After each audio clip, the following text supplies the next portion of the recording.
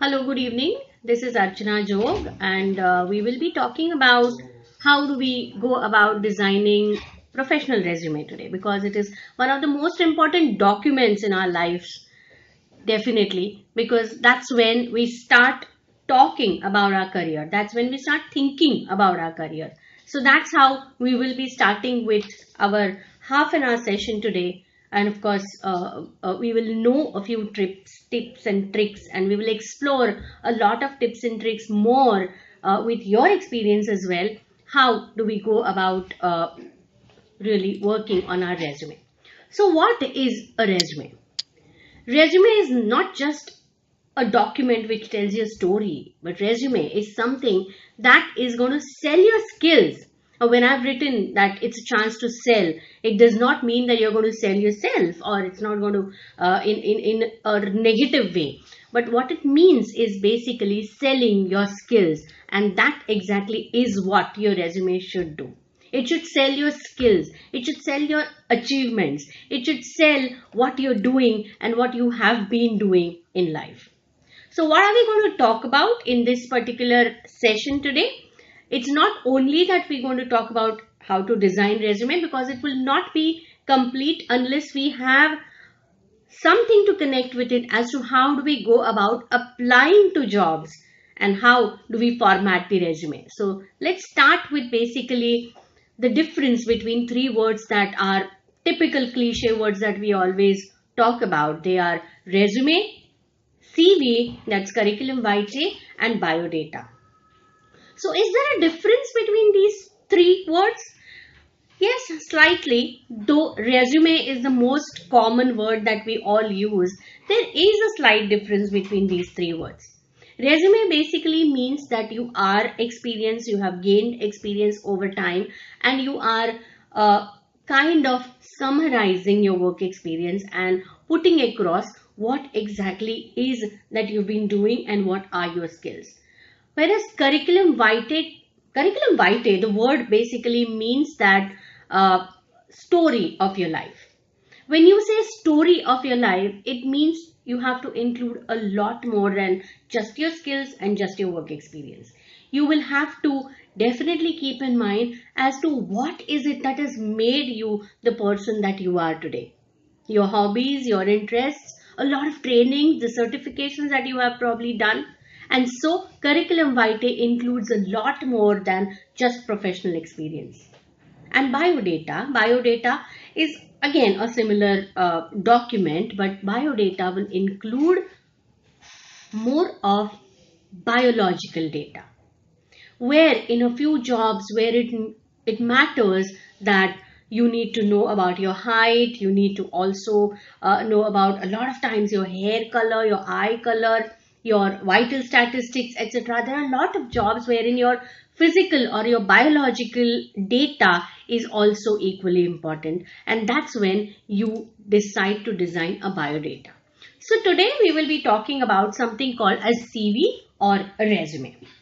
So why do we need to make resume? Like I have started today, it means that you're going to sell your skills, sell your achievements, and so it is very important that you do mention only those in your resume or in your CV. I would rather use the word as CV because CV is more encompassing.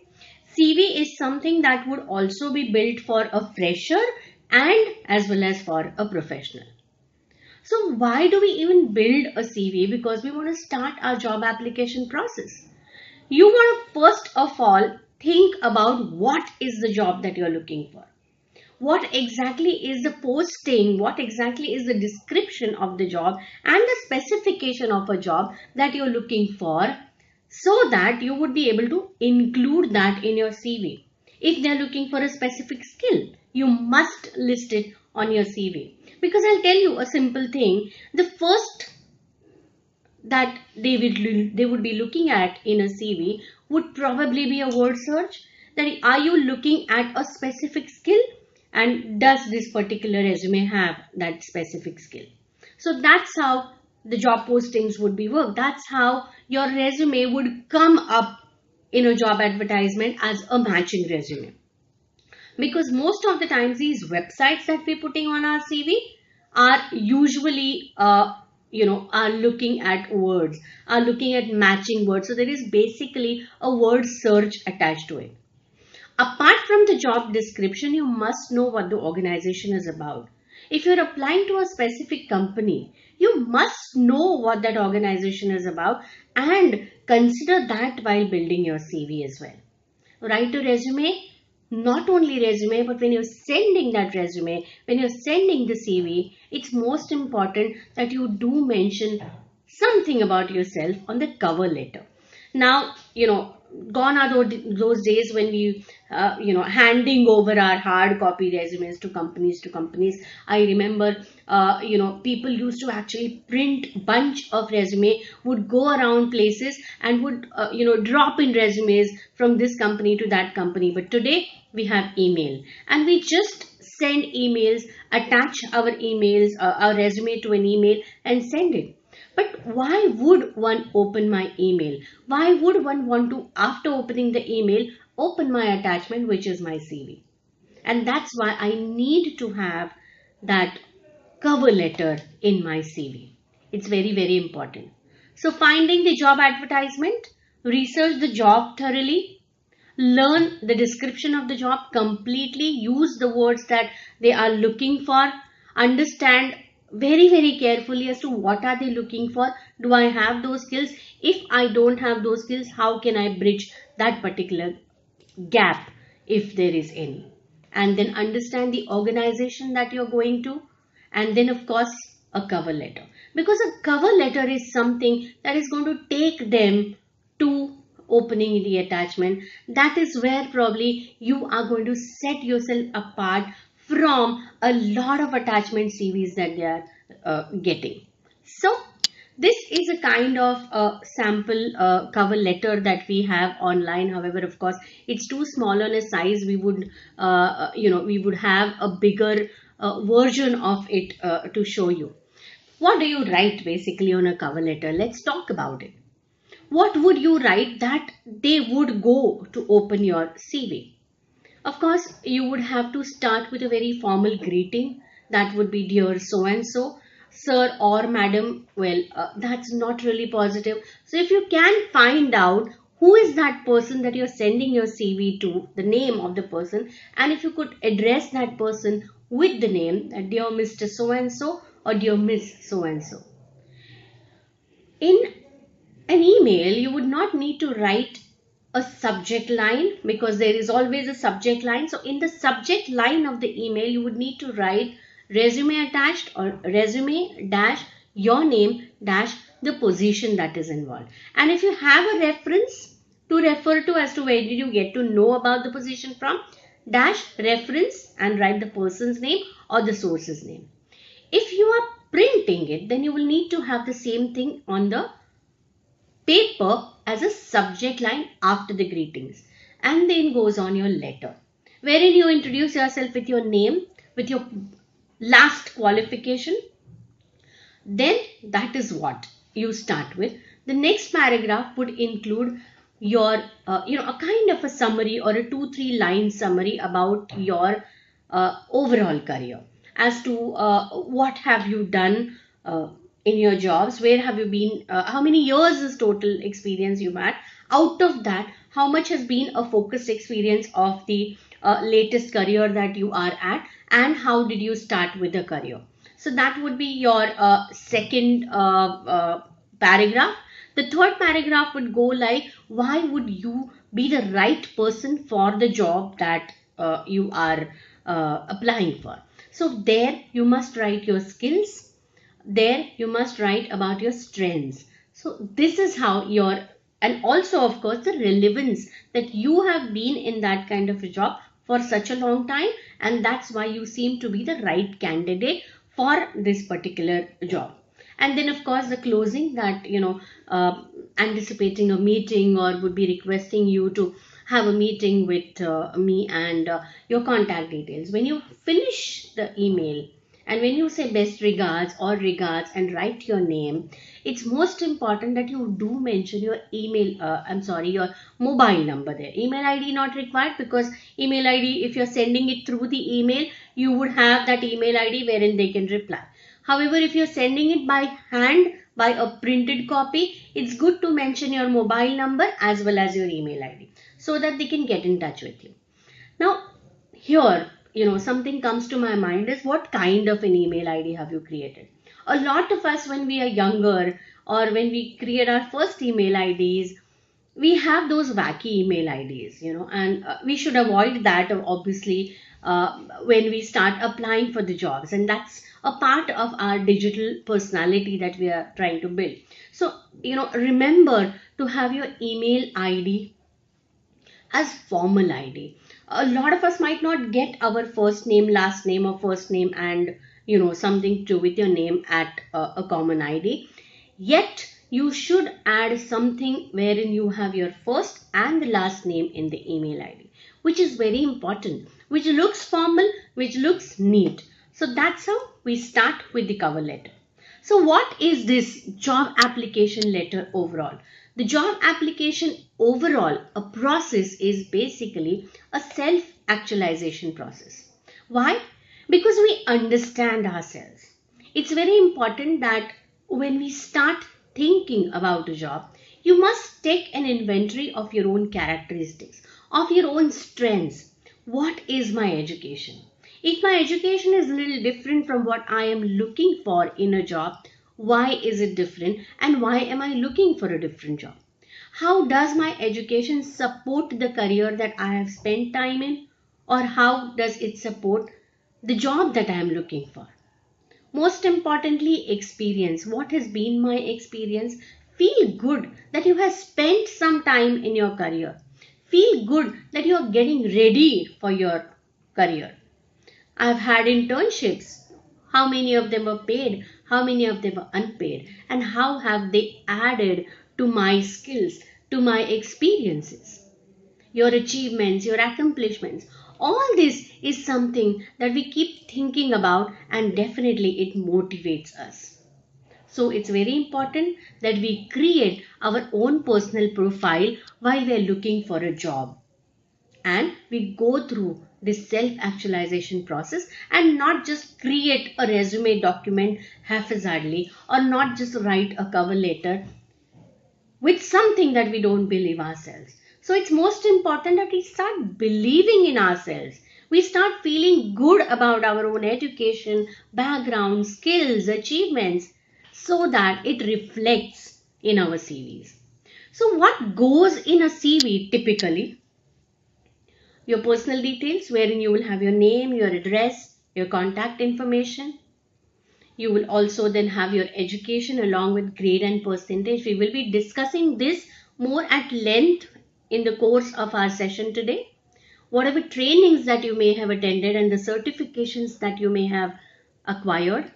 Your work history, if you are working, if you have been working. And believe me, any kind of work, any kind of a job that you have done is not a waste. Take it from me. It's definitely not a waste.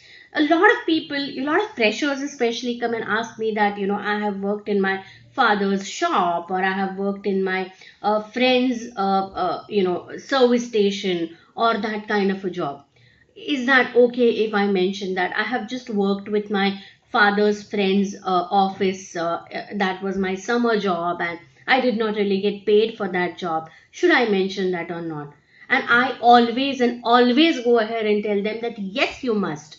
Because it's a job. And any kind of a job that you're doing gives you some kind of skills. All the skill sets that we have probably developed so far are a result of our education, are a result of our work experience, are a result of our interactions that we've had towards our career. Everything counts. So do not write any job. I would say please mention all the jobs unless that is not really relevant anymore and you have acquired enough experience in the field of your career so that you will not have to mention. But for a fresher, I feel every job is important because it gives you a personality. And then of course we go ahead with work history. Like I said, skills, it's very important because this is one section that is going to set you apart from the rest of the crowd. Age, No, you're not supposed to write age. Though I have mentioned it here, you would rather write date of birth and marital status. In India, it does matter that you do mention your marital status, hobbies and interests. Like I said, we would be discussing this at length as we go ahead in the course of the session.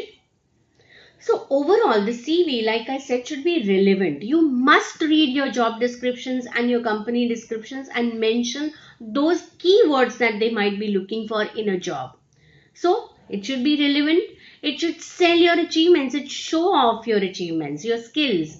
However, it also should be easy to read and follow, that is to understand. You do not need to work, play around words or show off your vocabulary every time. That you can do once you get into the job, because they should first understand what is written. It should be detailed and it should be accurate. Now here when I say accurate, it refers to the next word, that is truthful. So when I say accurate, it has to be grammatically correct, one thing. Secondly, all the information that you have written must be accurate, as in truthful. You should not mention any training as your job experience. You should not write any internship as your job experience again. You must have separate headings for a completely different job or a kind of a job that you have. So once again to the screen, what is written there is how do we come across looking at our resume. When my resume looks neat, I'm imagined as a neat person. I'm imagined as a very organized person. If I have organized my information well, if I have presented my information well, by the way, that's also a part of presentation techniques. It's very, very important. So I come across as an organized person. Well, if it's error-free, that shows that I am very good with detailing. I focus at the correctness. And then, of course, a professional appearance to my CV will help me come across as a professional person. So let's discuss a little bit more in length about the sections that we have in the resume. First is the header. What does the header include? The header includes name, your name, that would be your first name and the last name. A lot of times people would prefer to write first, middle and the last name, which is absolutely okay. Your address, it could be in 1 or 2 lines. Your email address, remember the kind of email address that you should have, and your mobile number or your contact number. Anything is okay. If you want to write your residence number or any landline number which is more contactable, you're free to do that as well. Then comes the most important part, which is objective statement or career summary. A lot of my colleagues, when they go out, they talk about objective statements being not so important, or being probably a little showy, and which they think people are not really reading that.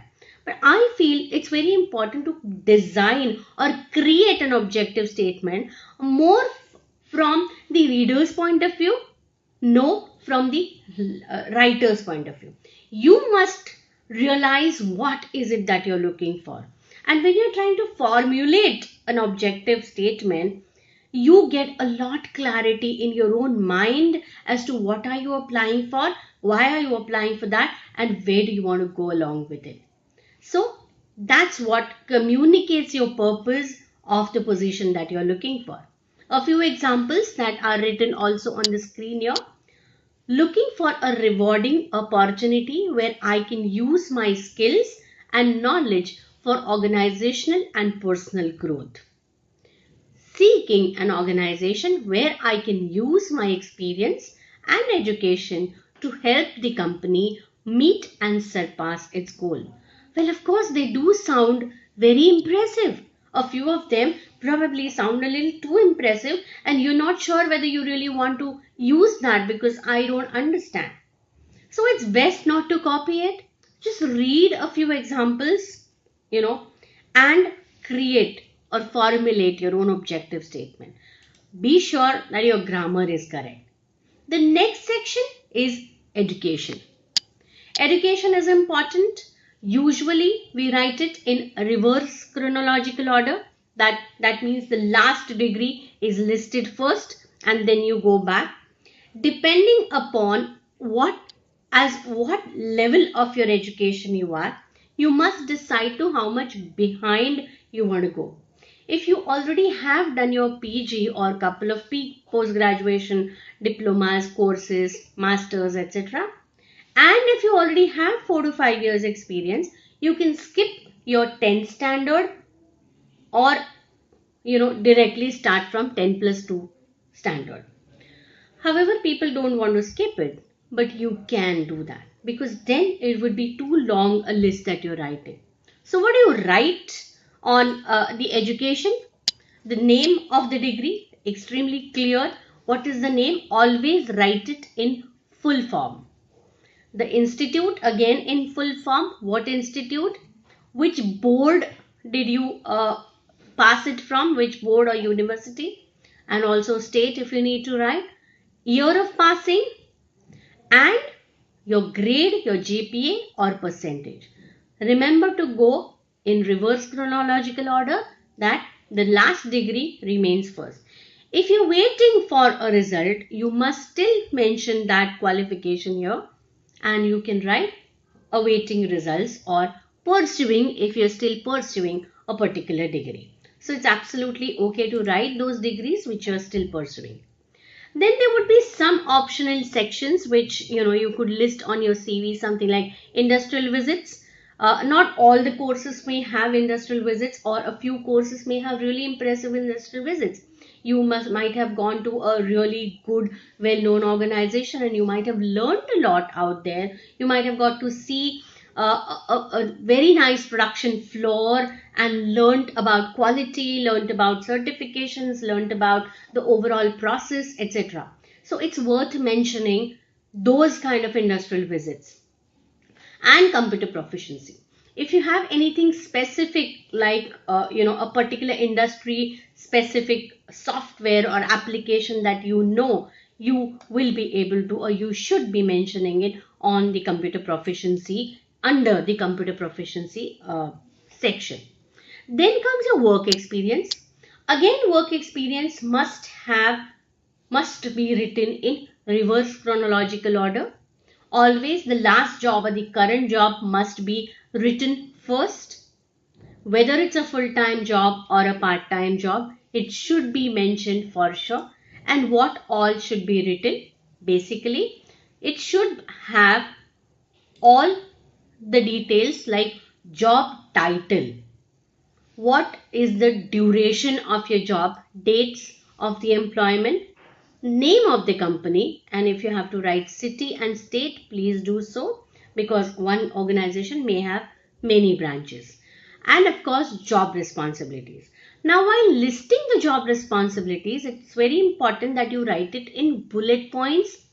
Start each line like an action word, like tailored, a particular skill, or applied a particular skill, etc. Now here is an example. One of the examples that you can see is just listing was responsible for XYZ tasks, participated in XYZ kind of projects, train XYZ kind of people, oversee a particular process or oversee a particular type of a job. And also I have given a second example here. If you have gone up in your job, you must mention both the jobs under one organization. Now in this example, the person has first worked on the reception, that is a receptionist job, right? From what time to what time have you been doing that job, and then write above that. So before the old job, you should be mentioning the new job. That's chronological, a reverse chronological order.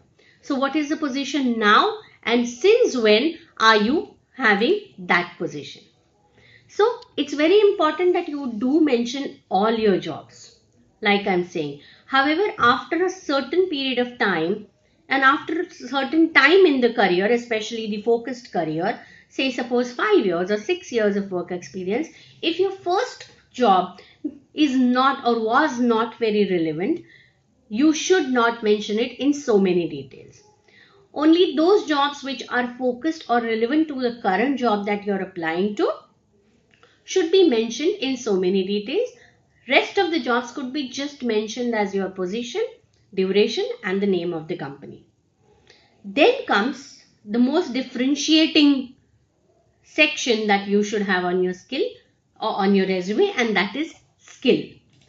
How would they know who you are? A few skills, some examples that are given would be spoken communication, would be written communication, could be attention to detail, creative skills, presentation skills, commitment to task, goal setting, communication or other overall interaction, negotiation skills. For any skill that you mention on your CV, you must have an example or a testimonial to support it.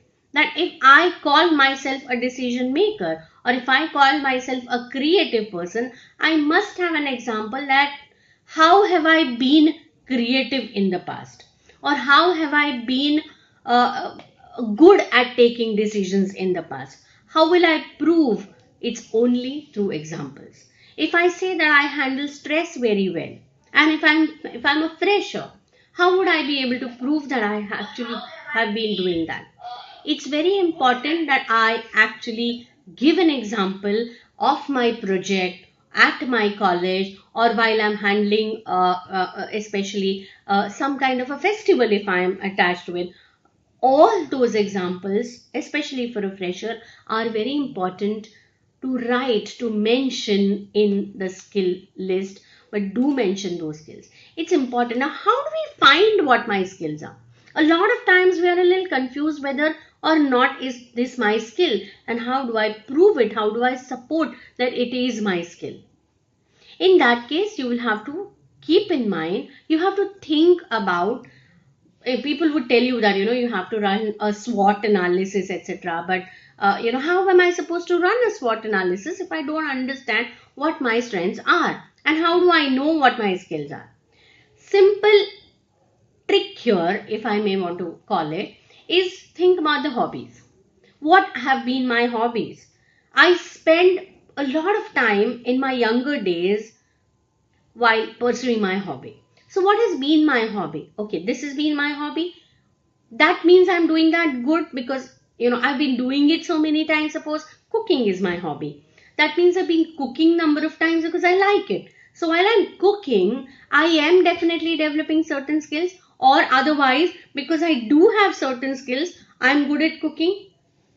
So what are those skills? Those skills could be attention to detail. Those skills could be focus. Those skills could be multitasking, because while I'm cooking, I speak with my friends. I, probably watch television or do anything. So it's very important to understand what are those skills which I have developed over the time period that I have spent, probably spending time while doing my hobbies or helping people or at my college, or while I was participating in so many festivals or team building activities, or while learning the certifications that I have got.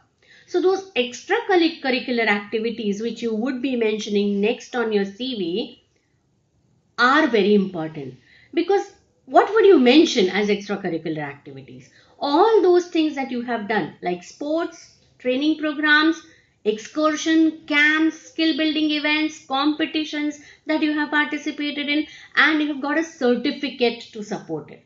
So all that you have done pursuing your hobbies, supporting your interests, and building your skills, and you have got certification, even if it is participation certification, they are extracurricular activities, and they are those who are there because of your skills. So you must understand what has been my hobby and how am I pursuing it. Then comes additional qualification.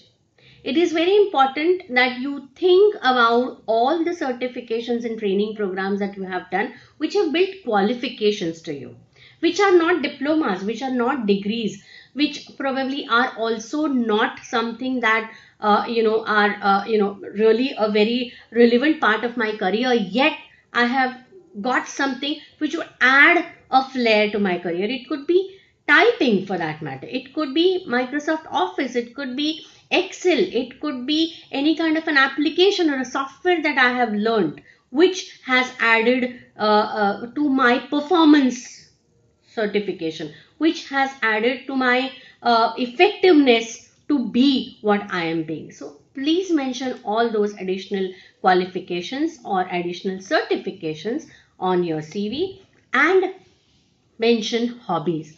Now, hobbies could be also mentioned in two ways. One could be just list your hobbies one after the other, or you could write them in more conversational way, like I enjoy my weekly XYZ sessions with some of my buddies or some of my colleagues, and I have been doing it for over a period of time, and this is what I have been indulging in.